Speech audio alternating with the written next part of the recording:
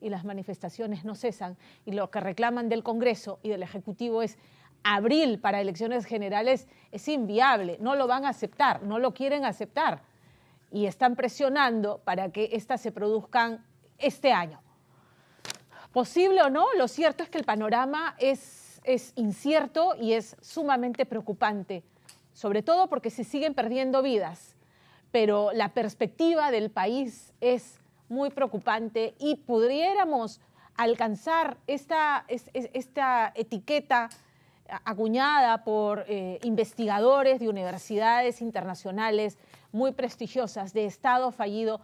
¿Qué países caen en esta categoría de Estado fallido? Bueno, países de África subsahariana, Liberia, Somalia, Angola, Ruanda, Sudán y Sierra Leona, que seguramente usted en las películas ha visto, países donde es tierra de nadie y grupos armados paramilitares gobiernan con una ley de violencia y represión que es literalmente de terror. En el siglo XXI, en el siglo XX se incorporaron 2 países a esta lista, Haití y Afganistán, que usted ha escuchado bastante. Y usted me dirá, ¿y es que estamos rumbo a eso? ¿Es que somos un Estado fallido? Bueno, hablemos de este tema y de la situación en la que se encuentra el Perú con Alonso Cárdenas, él es politólogo de la Universidad Antonio Ruiz de Montoya. ¿Cómo estás? Bienvenido. Gracias por estar con nosotros. Gracias, Pamela, por la invitación. Muy buenas tardes. He leído con el corazón encogido la descripción que haces del Estado fallido, porque yo decía, en todas estas categorías le he puesto check a la casilla y me he quedado preocupada, como tú transmites tu preocupación en el artículo que has escrito sobre el tema. Explícanos qué es un Estado fallido. Bueno, un Estado fallido, el concepto de Estado fallido empieza a dislucirse, a analizarse en el año 92. Una revista internacional muy conocida, Foreign Policy, lo acuña, ¿no? Básicamente para describir aquellos estados que tienen muchos problemas para controlar la soberanía de sus territorios y además para brindar servicios y bienes públicos de calidad a su población, ¿no? Con este concepto que desarrollan en Foreign Policy, diversos centros de investigación en Estados Unidos, en América del Norte y diversas universidades empiezan a categorizar a lo que se conoce como los estados fallidos. ¿Por qué? Porque los estados fallidos representan un serio peligro para sus propios ciudadanos, para los vecinos de ese país, para el concierto internacional y para el orden global, porque tienen, digamos, como en el caso que usted mencionaba, Afganistán, tienen, capacidad para desestabilizar a todo el mundo, ¿no? Recordemos lo que sucedió el 11 de septiembre, ¿no? Entonces, estos centros de investigación, estas universidades han desarrollado una tipología de los estados fallidos, ¿no? Que son básicamente 4 elementos que con mayor o menor medida están apareciendo en el Perú, ¿no? Y yo creo que eso es lo que nos debe preocupar de sobremanera, ¿no? Si me preguntan el día de hoy, ¿el Perú es un estado fallido? No, ¿no? Pero lo que nos debe preocupar es la tendencia, porque en estas 4 categorías... Una tendencia acelerada. Una tendencia acelerada. ¿No es cierto? Partamos de ahí. ¿Cuáles son esas 4 categorías que caracterizan a un Estado fallido? Y has sumado una más tú relacionada al medio ambiente. Sí. Bueno, la primera es, digamos, la definición misma del Estado que utiliza Max Weber, ¿no? Que es el monopolio legítimo de la violencia, ¿no? Es decir, el Estado, la autoridad política, tiene la legitimidad para ejercer la violencia. Para proteger a sus ciudadanos, para proteger sus fronteras, sus intereses. Y además es el único que tiene esa legitimidad, ¿no? Porque, digamos, un ciudadano de a pie no puede agarrar y dispararle a otro, no tiene esa legitimidad. Pero en el Perú ese monopolio legítimo de la violencia se está perdiendo, sobre todo en la legitimidad. Porque lo que estamos viendo en los últimos días es un uso desproporcionado, ¿no? Totalmente fuera de lugar de dispararle a la población civil, ¿no? Entonces, el monopolio legítimo de la violencia se comienza a erosionar. Y ahí brevemente detengámonos en la figura. Efectivamente, tenemos de un lado policías que están actuando violentamente, que la represión es violenta, pero es una policía que también se ve sobrepasada por turbas violentistas que se mezclan con el ciudadano de a pie que sale a protestar con todo derecho y que se ven sobrepasados, se ven encimados. Entonces ahí hay 2 posturas. el que defiende a la policía tiene que defenderse, tiene que ir y poner orden y mano dura, porque si no esta violencia nos gana y ya la hemos vivido, ¿correcto? Claro. Y del otro lado, quienes dicen, bueno, pero unos cuantos manifestantes, la policía tiene que detener, no puede disparar. Y si la policía se ve sobrepasada, entonces ahí es el uso indiscriminado de la violencia de uno y de otro lado. Claro, pero aquí, volviendo a las capacidades del Estado, el Estado tiene que tener, digamos, la inteligencia para prever esa situación, porque ejerce el monopolio legítimo de la violencia, ¿no? Entonces, la inteligencia del Ministerio del Interior, del Ministerio de Defensa, tiene que tener la capacidad para detectar ese tipo de situaciones y evitar que muera gente, porque los vándalos, las manzanas podridas, también tienen derechos humanos, ¿no? Entonces, si nosotros nos comparamos, por ejemplo, con lo que acaba de suceder en Brasil han tomado el Congreso, el Poder Judicial, la sede de la presidencia, miles de manifestantes, entró la policía, no murió nadie y hay 2000 detenidos, sin que una sola persona muriera, ¿no? Y eso lo podemos ver, por ejemplo, cuando hay disturbios en Francia, en Inglaterra, ¿no? Son disturbios muy violentos, pero la inteligencia de la policía evita a cualquier costo que muera gente, ¿no? Yo conversaba con un compañero, un también académico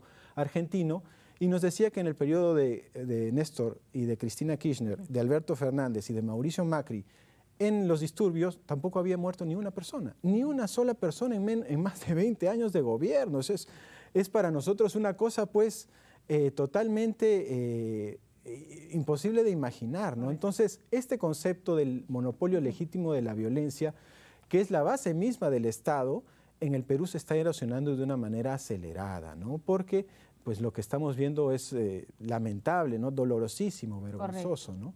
Un segundo elemento tiene que ver con la capacidad de dar bienes públicos de calidad, servicios públicos de calidad, ¿no? Y bueno, lo que nos ha demostrado la pandemia del coronavirus es que el Perú no tiene servicios ni públicos ni privados de calidad, ¿no? Somos el país más golpeado del mundo.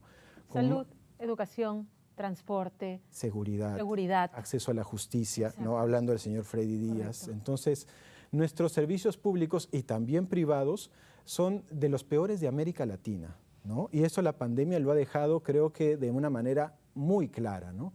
El tercer elemento es la legitimidad de las instituciones. Y hay diversas encuestas como Latinobarómetro, que es este análisis que se hace en América Latina que pregunta a la sociedad qué es lo que piensa de su clase política. Bueno, el Poder Ejecutivo peruano es el peor evaluado de todos en 18 años. El Congreso peruano es el peor evaluado de América Latina y probablemente del mundo entero. Y los partidos políticos en el Perú son también los más repudiados del continente. Si a eso le sumamos que otra encuesta que se llama el Barómetro de las Américas ha calificado a la clase política peruana como la más corrupta del continente, entonces la legitimidad de nuestras instituciones está por los suelos, ¿no?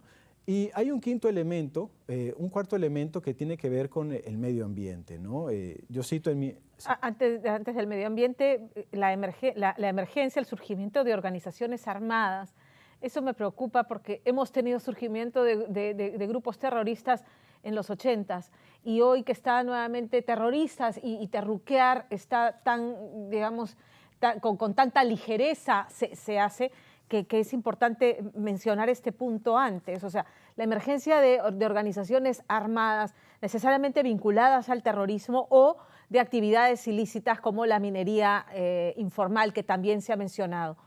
Yo creo que en el análisis que hacen estos académicos, la emergencia de grupos armados y de organizaciones criminales está más vinculada, sobre todo en el caso peruano, a, digamos, economía ilegal, ¿no? Narcotráfico, minería ilegal, transporte ilegal, tráfico de terrenos, trata de personas, que es un fenómeno que ha explotado en los últimos años con la migración venezolana, ¿no? Ha habido una explosión de este delito.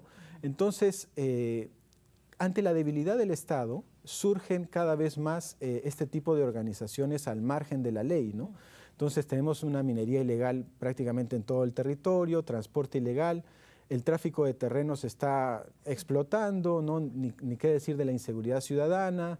Entonces, y como el Estado es débil y además es corrupto, no tiene la capacidad de enfrentar este tipo de fenómenos, ¿no? Que están creciendo y creciendo y creciendo. Y eso también nos deriva al quinto elemento, que es el deterioro del medio ambiente, ¿no? Porque si no hay Estado y además avanza la economía ilegal de una manera ya fuera de control, el medio ambiente sufre mucho, ¿no? Yo cito en mi artículo que hay una investigación que se hace de una organización que mide bosques a nivel internacional del año 2019, que dice que el Perú es el quinto país más deforestado del mundo y el tercero de América Latina después de Brasil y Bolivia, ¿no?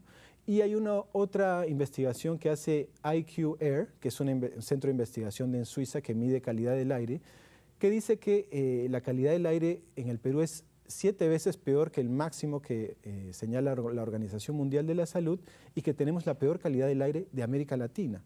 Entonces, son una serie Increíble, ¿no? O sea, me imagino, no sé, México, Chile, que enfrentan una crisis importante sobre el tema de calidad de aire. Nosotros estamos en 7º lugar.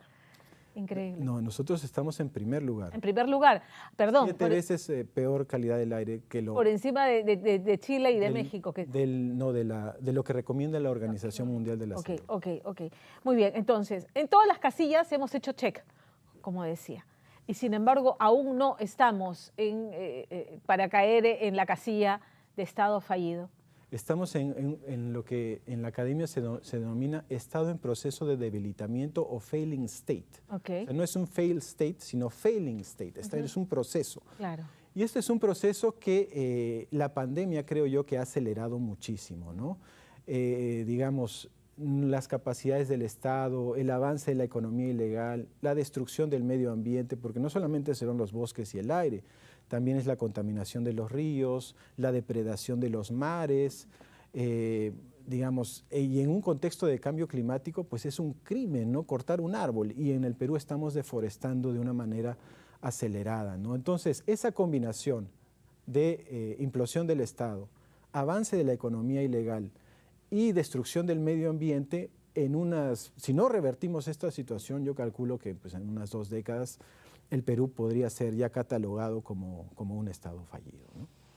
Necesitamos resetearnos, como cuando falla la computadora y no obedece y la llevamos al técnico y hacemos reset y la limpiamos, ¿no es cierto? Y vuelve a funcionar. Necesitamos eso. ¿Cómo se empieza en estas circunstancias? Porque claro, necesitamos una nueva clase política. Estos partidos no representan a nadie. Los principales líderes de los partidos políticos están procesados por corrupción. Tenemos al señor Luna Gálvez, que está procesado por corrupción, presidiendo una comisión del Congreso, la Comisión de Economía y Presupuesto. Entonces, es insólito que esas cosas ocurran, pero es la verdad. Entonces, y en manos de este Congreso, en manos de quienes están las reformas que nos permitan, ¿no es cierto?, refrescar la clase política, pero no quieren, porque se creen caciques, líderes naturales. Si no son ellos, no postula nadie más, con listas cerradas en las que entran los amigos, los que tengan el poder del financiamiento para hacer campaña, y eso no cambia. Entonces, ¿cómo? Y una ciudadanía desafecta a la vida política y que solamente ejerce su derecho cada 5 años, ¿cuándo tiene que ir a votar? Claro, aquí yo creo que la clave está en la ciudadanía, ¿no? Eso ya lo hemos visto en algunos países de América Latina, por ejemplo, el caso de Honduras, el caso de Chile, el mismo Bolivia, ¿no? Que últimamente ha sido satanizado como el responsable de todo esto, que han logrado movilizar a la ciudadanía para que ponga presión a su clase política, ¿no? Lo que está sucediendo ahora creo que va en ese camino, ¿no? Desgraciadamente, la miopía y la torpeza de nuestra clase política a cualquier acto de manifestación de los derechos, pues se le dice terruco, no se le dice violentista, asusador, vándalo, y eso no ayuda, ¿no? Pero, digamos, esta es una nueva oportunidad que tenemos para revertir, porque los datos son contundentes, ¿no? Los estudios internacionales están ahí. Y el Perú efectivamente está en un proceso muy grave, ¿no? Muy grave, que creo yo que nuestra clase política no se da cuenta, la ciudadanía tampoco porque estamos como en esa parábola de la rana que está dentro de ¿no? Empieza a calentar, agua, claro, olla, exactamente. Estamos en un proceso de colapso en cámara lenta, que ya no es tan cámara lenta, ¿no? Y los estudios internacionales, los diferentes análisis que se hacen, señalan que el Perú está en una situación terrible, ¿no? Ya desde la pandemia nos avisó claramente, ¿no? Si eres el país más golpeado del mundo, pues obviamente las cosas no están bien por ningún tipo de análisis, ¿no? Entonces, la pandemia era la oportunidad para cambiar, ¿no? Decir, ¿sabes qué? Esto ya tenemos que cambiar todo prácticamente porque si es el país más golpeado del mundo, pues no hay argumento que te sustente, ¿no? No lo hicimos, estuvimos tropezando con una clase política que es la peor evaluada de América Latina, es decir, la clase política de Nicaragua y la de Venezuela tiene mejor aprobación que la peruana. Eso también hay que decirlo. Claro, hay que decirlo, es sintomático, ¿no? Porque miramos a Nicaragua y Venezuela como lo que son, dictaduras represivas, y sin embargo en el Perú tienen peor calificación que estos dos dictaduras. Exacto, entonces yo creo que es muy importante hacer docencia de la gravedad de la situación, más allá de la coyuntura que es terrible, y entender que, bueno, todos estamos en este barco, ¿no? Y es importante, pues, salvarlo, porque además, más allá del Perú como tal, ¿no? Digamos, si el Perú colapsa, va a tener también repercusiones a nivel internacional, ¿no? O sea, las declaraciones de Petro, de Boric, de Alberto Fernández, del mismo Andrés Manuel López Obrador, creo que también van en ese sentido, ¿no? Al barrio, al vecindario, no le conviene tampoco que el Perú pues casi se desintegre, ¿no? Porque yo tengo 45 años y nunca había escuchado hablar de secesión. Exacto. Porque esto es un término que cada vez se está escuchando más, ¿no? Que la parte sur del Perú se va a separar. Y eso es un síntoma de lo que estamos hablando aquí, ¿no? Del Estado fallido. Ok, entonces, además un sur que no se siente representado. Te comentaba fuera de cámaras a un catedrático de la Católica de origen aymara que decía, somos 20 comunidades indígenas originarias que no tenemos representación en el Congreso de la República, en el Parlamento. Entonces, volvemos al tema de elegir tener una mejor oferta de representación política. Pero mientras que el monopolio lo tengan quienes actualmente están representados en el Congreso, va a ser complicado. Entonces, ¿cuáles son los pasos que se tienen que dar? Porque de hecho se está presionando para que las elecciones no sean en abril, sino en diciembre de este año. ¿Qué nos garantiza que el menú sea mejor? ¿O vamos a tener nuevamente a Keiko Fujimori, a Acuña, a Luna Gálvez, probablemente, no sé, al señor López, a lo mismo que nos trajo esta situación? Bueno, esa es una situación, yo creo que no estamos atacando el problema de fondo, ¿no? Y el problema de fondo es la enorme discriminación y el enorme racismo que existe en el Perú, ¿no? Ahora con esto que ha sucedido en el sur del país, estaban hablando pues de Manuel Escorza, ¿no? Que este gran literato que ya había señalado en sus libros la enorme discriminación que existe. Pero si nosotros vemos, por ejemplo, instrumentos más actuales, la primera encuesta nacional de derechos humanos, la segunda encuesta nacional de derechos humanos, la primera encuesta de discriminación étnico-racial que hace el Ministerio de Cultura, pues lo que se ve ahí es o sea, en el Perú somos tan racistas que ni siquiera nos damos cuenta de nuestro racismo, ¿no? Esa es la conclusión que yo puedo sacar del análisis de estas encuestas, ¿no? Porque somos un país muy discriminador, somos un país muy misógino, ¿no? Como el caso Freddy Díaz, somos un país recontra machista, somos un país muy homofóbico, ¿no?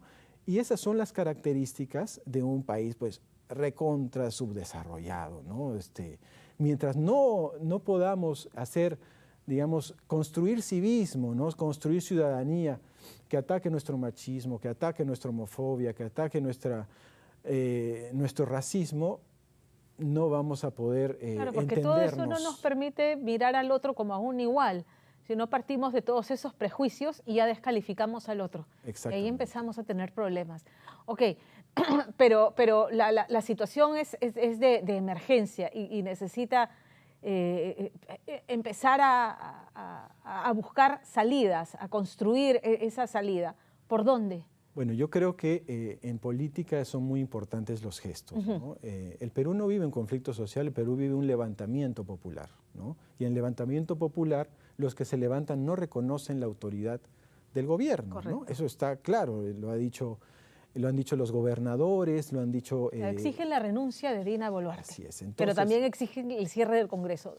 Es incongruente uno y lo otro. Lo que deberíamos hacer, creo yo, son los gestos, ¿no? Y ahí hay responsabilidades políticas que se tienen que asumir. La del ministro de Defensa, el ministro del Interior y el presidente del Consejo de Ministros. Yo creo que si nosotros lo sacamos del escenario, ¿no?, y ponemos otros que tengan, digamos, más sensibilidad humana, creo yo que sería una buena señal para empezar a calmar las aguas. De empezar a destapar de a pocos la olla a presión. Así es, ¿no? Pero se necesita un gesto, ¿no? Se necesita Pero es que me parece que el discurso de Alberto Otárola ha sido un discurso para Lima, que reclama desde Lima, desde la tranquilidad de no tener la revuelta al lado de su casa, mano dura, y que está bien, y que hay que reprimir porque la violencia no nos va a ganar. Un discurso para la clase empresarial, que habla de las cifras y de la paralización de Cusco y de la actividad y el 80 o 90% de paquetes turísticos cancelados. Que es cierto, yo entiendo esa preocupación, pero por encima de eso está el derramamiento de sangre y la cantidad de víctimas mortales que hay, sobre las cuales no ha habido un pronunciamiento suficiente.